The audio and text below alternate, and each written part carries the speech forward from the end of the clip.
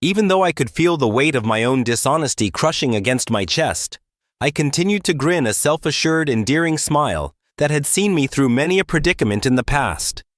The kind that gave the impression that I was just the person I wanted them to see, unaware that my heart was pounding not from excitement, but from the vibration of my phone on the shiny table. Jared sat across from me with a smug, lazy grin.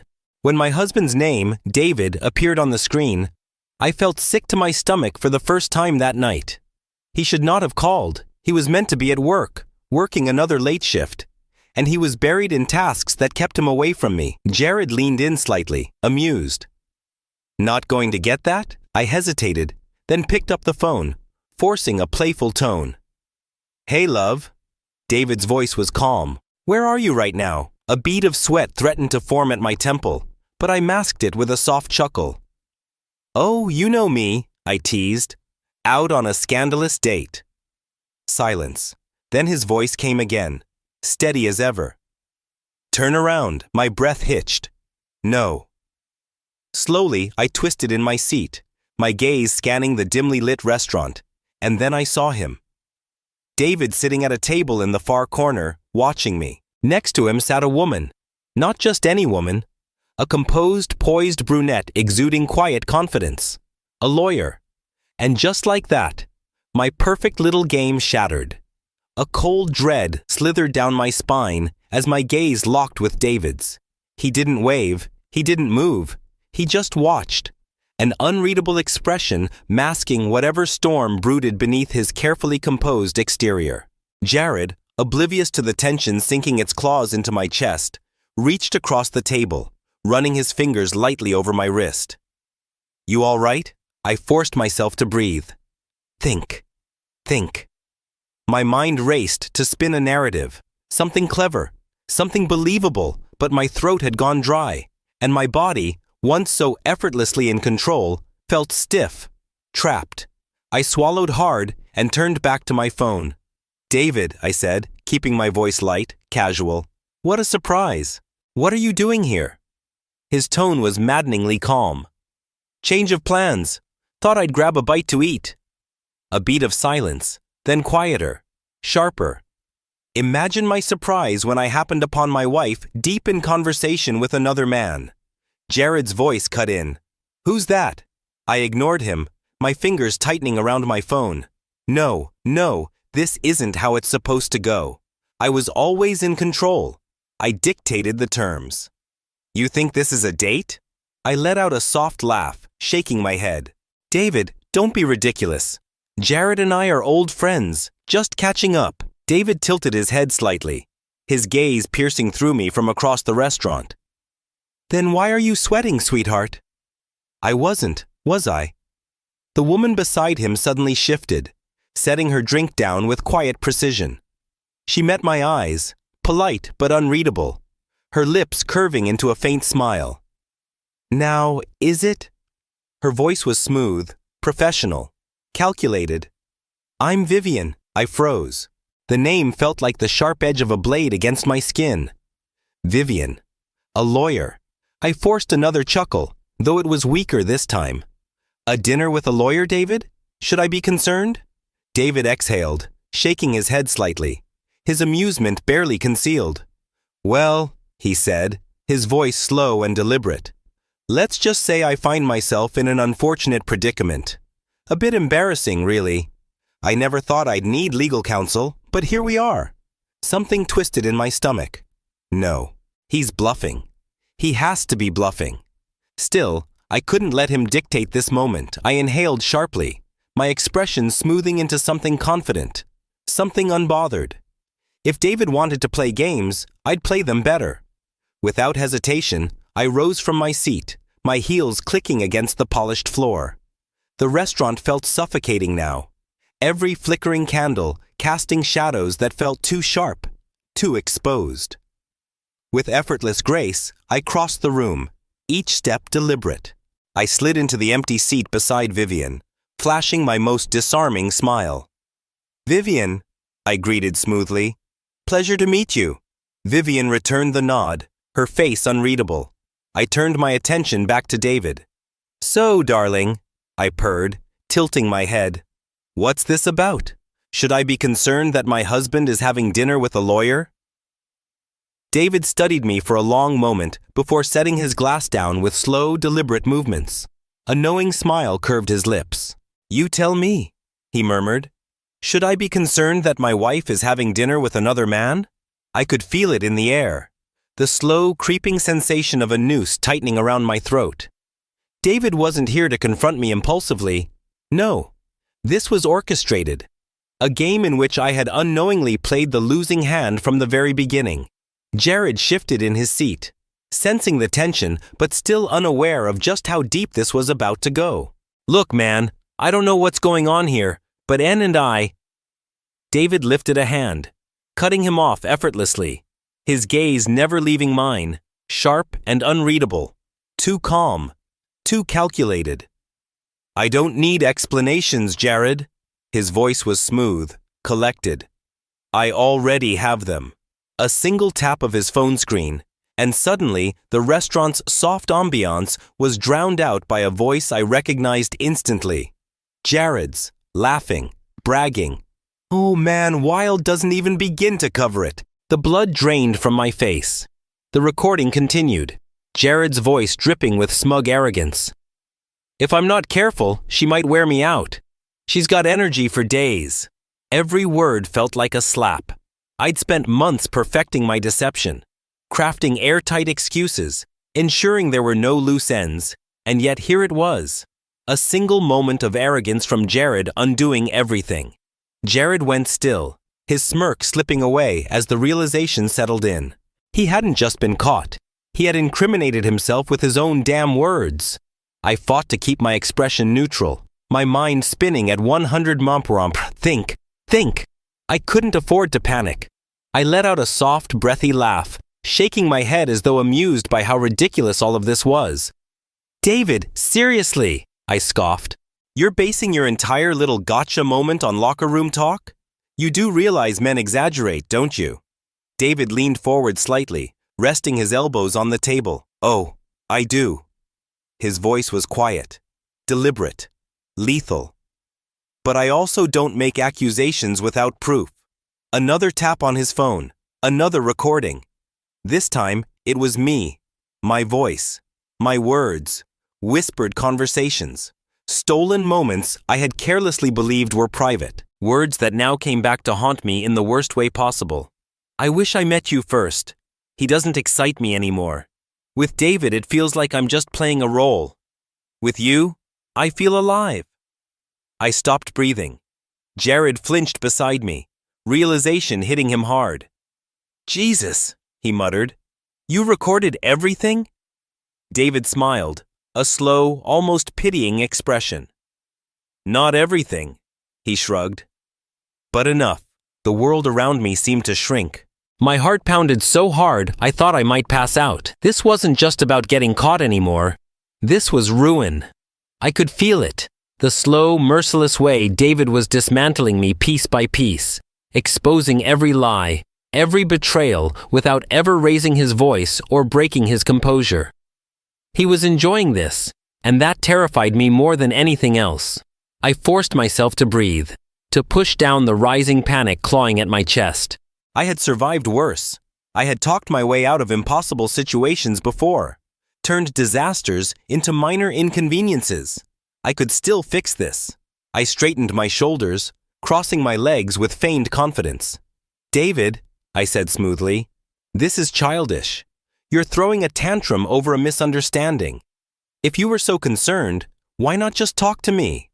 His lips curved into something that might have been a smile, but it was cold, detached. I've tried to talk to you, Ann, plenty of times. He tilted his head.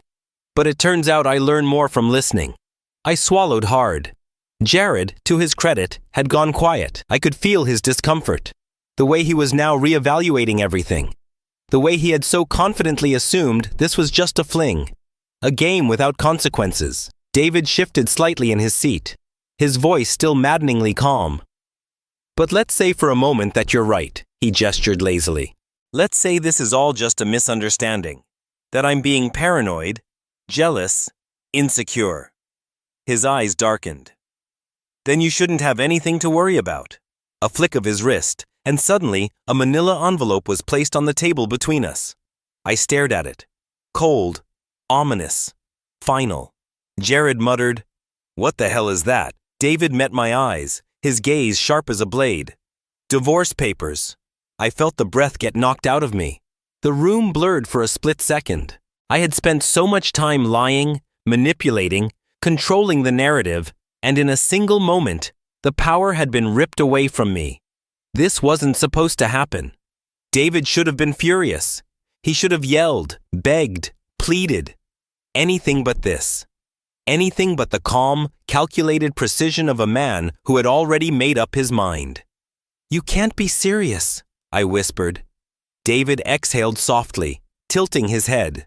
"Anne, I'm dead serious." Jared gave a low whistle, leaning back. "Damn, you came prepared." David's expression didn't change. "Of course," he said, "because this wasn't impulsive. This wasn't reactionary. This was revenge." And I was only just beginning to understand how deep it would go. For a long moment, the weight of the divorce papers in front of me felt heavier than anything I had ever carried. The dim restaurant lighting cast shadows over the stark white pages, each one spelling out the end of everything I had worked so carefully to maintain. I swallowed, forcing a steady breath as I tried to read David's expression. "This isn't happening. This can't be happening." "You're bluffing," I said, my voice softer than I intended. David leaned back in his seat, his arms crossing over his chest in that maddeningly calm way of his. He didn't look angry. He didn't look heartbroken. He looked free. That realization sent something sharp and ugly curling in my stomach. "Am I?" he mused, his lips curling into something resembling amusement. "That's interesting." He tapped his finger against the papers. "Because my lawyer doesn't think so." Vivian, his damn lawyer, gave a polite smile, folding her hands over the table. "I can assure you, Mrs. Carter, that this is quite real." My skin burned at the formal use of my last name, as if I had already been reduced to just another client, just another case. Jared cleared his throat beside me, shifting in his seat, clearly uncomfortable with being caught in the middle of this. "Look, I don't think I should be here for this." David smirked, waving him off. "By all means, Jared, you're free to leave. You've already done more than enough." Jared hesitated, throwing me a quick glance, but I didn't even look at him. I couldn't. I was too busy staring at David, my mind racing to find a way out of this because I knew him. I knew how his mind worked, and David didn't play games unless he already knew he had won. I forced my lips to curve into a small, dismissive smile. "So that's it?" I scoffed. "You get a couple of recordings, throw a tantrum, and now you're ending our marriage?" David exhaled a slow breath, shaking his head. "N," he said, almost patiently, "this isn't a tantrum. This is justice." The way he said it, so steady, so certain, made my blood turn to ice. Justice. He wasn't just leaving me. He was making sure I suffered for it.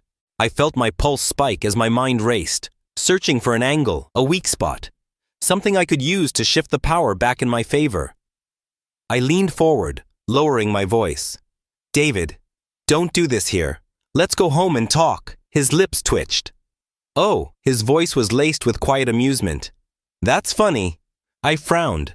What did he mean by that? Before I could ask, he reached into his pocket and pulled out a small, gleaming key, and then, without breaking eye contact, he slid it across the table toward me. My house key. I blinked, stared at it, my fingers twitching against the edge of the table, my heartbeat hammering against my ribs. "No, I changed the locks this morning," David said lightly, as if discussing the weather. No.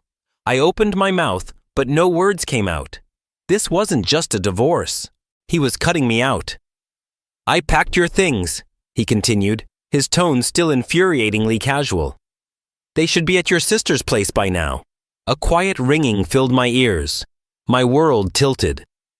You threw me out?" David tilted his head slightly, as if considering his next words. Then, with the cruelest smirk I had ever seen, he said, "No, sweetheart. You threw yourself out.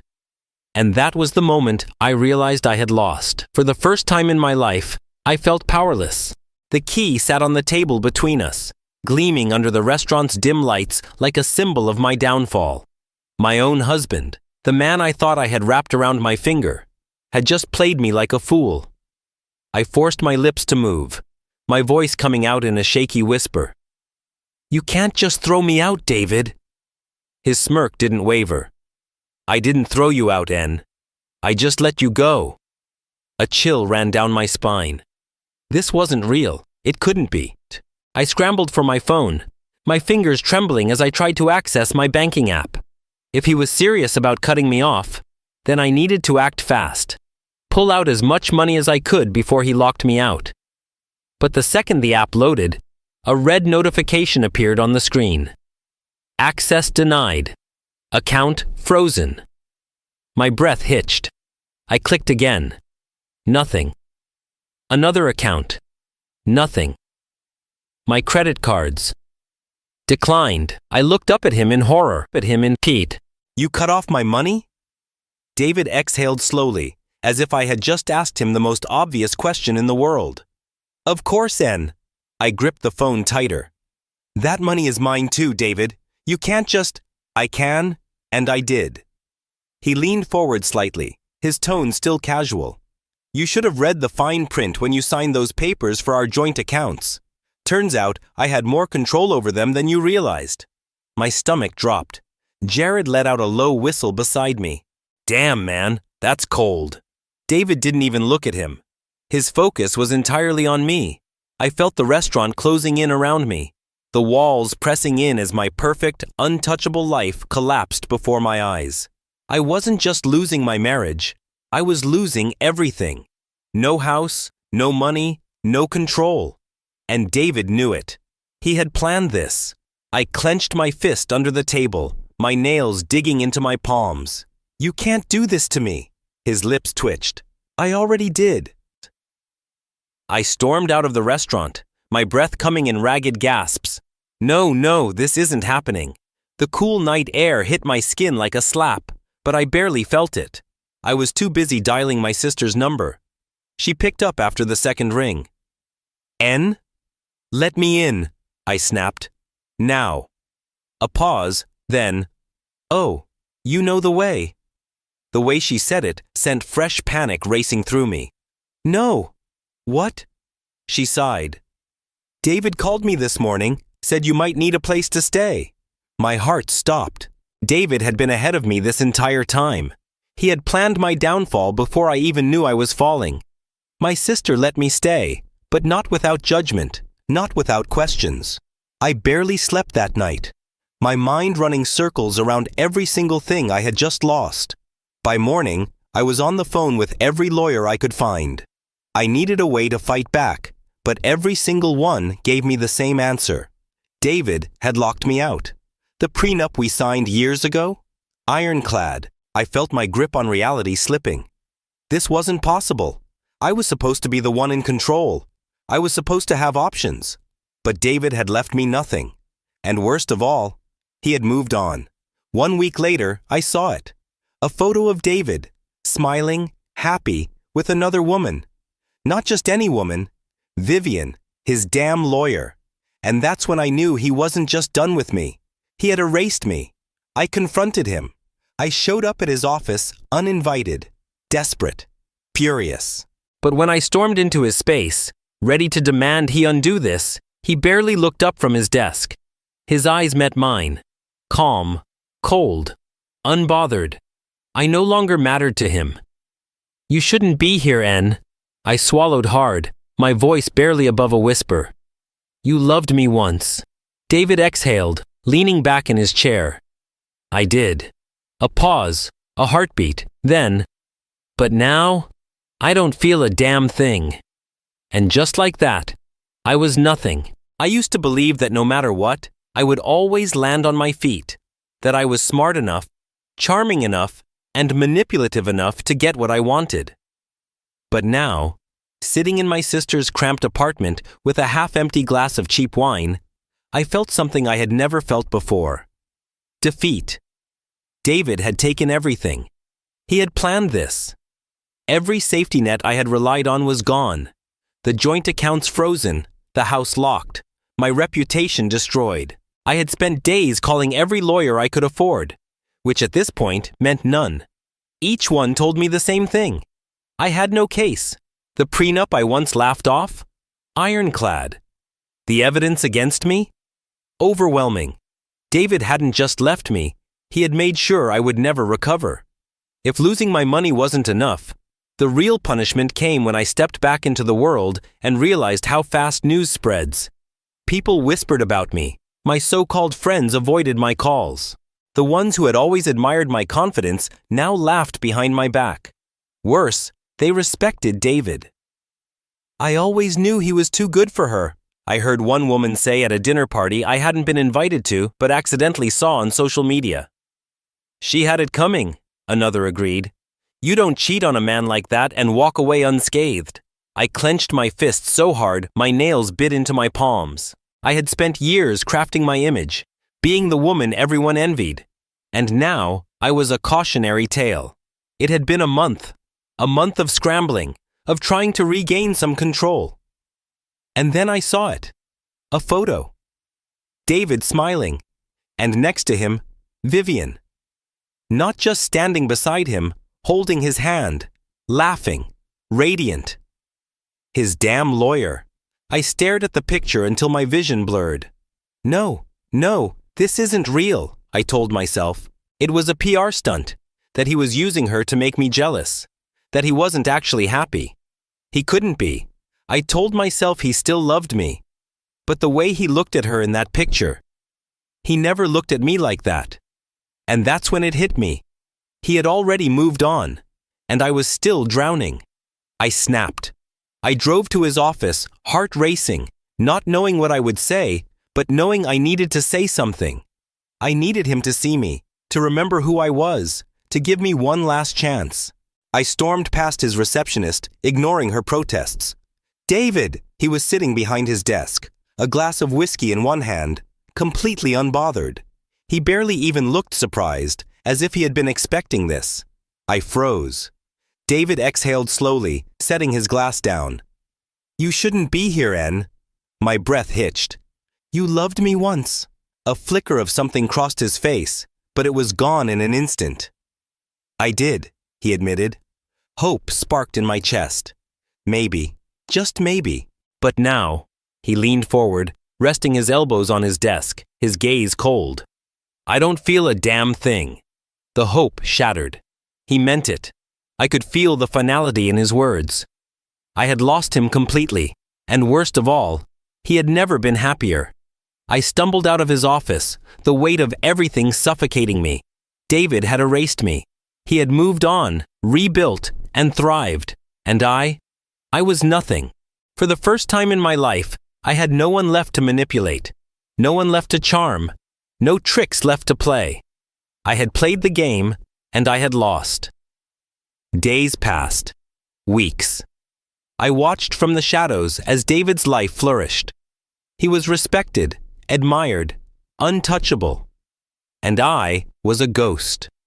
Once I had controlled everything. Now I was just a mistake he had overcome. Jared? He was long gone. The man I had risked everything for hadn't even bothered to check on me. Turns out he had found someone new within days of my downfall. Turns out I was just another conquest to him. I had betrayed my marriage for a man who never actually wanted me. Karma is a patient teacher. Months later, I saw him again, by accident. I was in a cafe, clutching a cheap coffee I could barely afford, when David walked in. I froze. He didn't notice me at first. He was too busy pulling out a chair for Vivian. She laughed at something he said, her hand brushing against his arm, and the way he looked at her. That was how a man looks at the woman he actually loves. I had never seen that look before, not when he was with me, because I had never deserved it. I swallowed hard, forcing myself to accept the truth. David had won. I sat there long after they had left, staring at my untouched drink. I had once thought I could cheat, lie, manipulate my way through life, that I was too smart to ever get caught. But now I had nothing, And no one. Regret tastes like bitter coffee and loneliness. If I had just been honest, if I had just loved in the way he had deserved, if I had never underestimated him, maybe, just maybe, I wouldn't be sitting here alone. But the thing about betrayal? It always comes back. And in the end, David didn't just walk away. He made sure I would never forget the price of what I had done.